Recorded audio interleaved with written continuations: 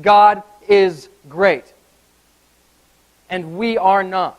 And we could think about each of our lives, the struggles, the hopes, the dreams, each of us wrapped up in our world, each of us every single day, working through our desires and struggles and wants and our future and our hopes and our dreams. And even if we think about this one city, think about the Vancouver area. There's 2 million people in this area. 2 million people, just like you and I, dreams, desires, hurts, pains, struggles, working things through. We are 1 in 2 million. We are small. Think of Grouse Mountain that overlooks the city, 4,000 feet tall.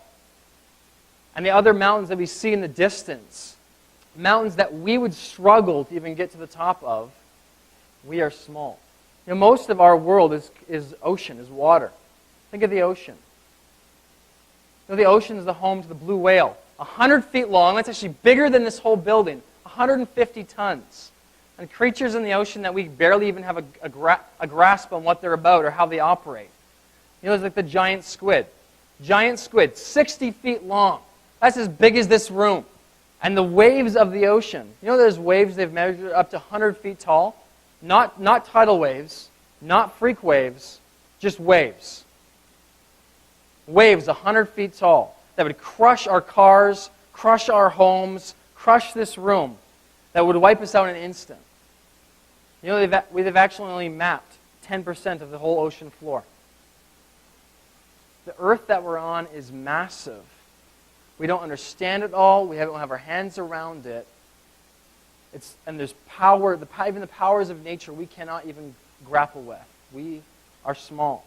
But then think of the sun.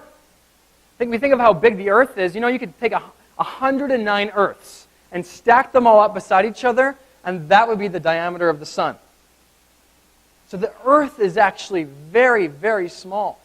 But then if you think of the sun, do you know the sun's actually a dwarf star? There's other stars, red giants, much, much larger than the sun. The sun is actually very, very small in comparison to what else is out there. And we can talk about the cosmos. My point is this.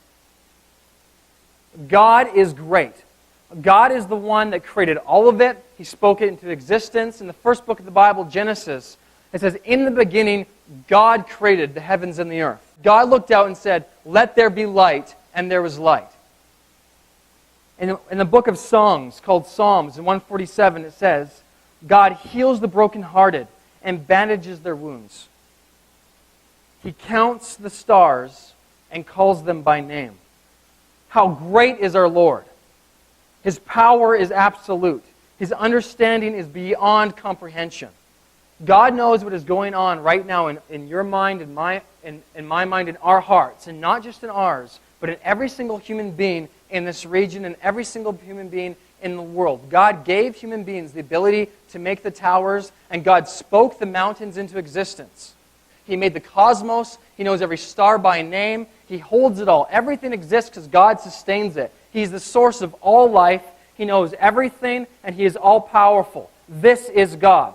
And so when we talk about, I don't have time to pray, how do I find time?